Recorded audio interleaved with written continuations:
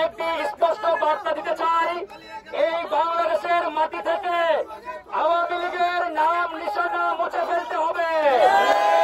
আমরা আরেকটি ঘোষণা দিতে চাই, আজকে যারা আওয়ামী লীগ এবং বঙ্গবন্ধুর 32 নম্বরের বাড়ি দেখে মায়া কান্না শুরু করেছে, আমরা বলতে চাই এই আইনে ধরে 15 বছর ধরে যাদেরকে বন্দী রেখেছিল তাদের জন্য আপনাদের মায়া কান্না হয় না।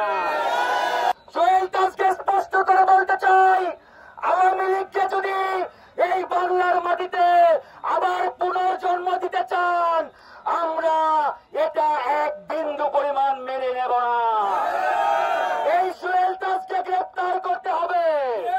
বিডিআর বিদ্রোহের মূল হোতা এই সোহেল তাজ। এই বিডিআর বিদ্রোহে আমার দেশের 57 জন সেনা অফিসারকে হত্যা করা হয়েছে। আমরা ভুলে যাই নাই বন্ধুগণ। তাই আমরা বলতে চাই, আওয়ামী লীগের জন্য আজকে যারা মায়া কান্না দেখাবে, এই মায়া কান্নাকারীদের বিরুদ্ধেও আমরা যুদ্ধ করব। আওয়ামী লীগের জন্য কোন মায়া কান্না দেখানোর সুযোগ নেই। আওয়ামী লীগের জন্য কোন সিম্পাথি দেখানোর সুযোগ নেই। আরো একজন বাংলাদেশের বঙ্গবীর আছেন, নাম বঙ্গবীর কাদের সিদ্দিকী। এই কাদের সিদ্দিকী বলে 32 নম্বরের বাড়ি দেখার আগে তার মৃত্যু কেন হলো না।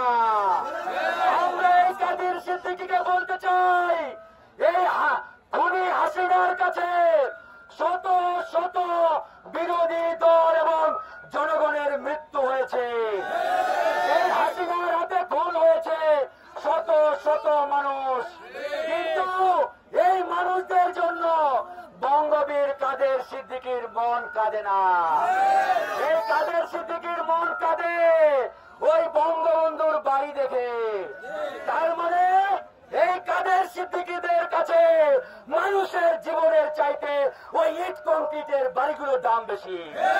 প্রিয় বন্ধুগণ, ভুলে গেলে হবে না, আমরা ইতিমধ্যে দেখতে পাচ্ছি বাংলাদেশে আওয়ামী লীগকে আবার জীবন্ত করার জন্য ষড়যন্ত্র শুরু হয়েছে।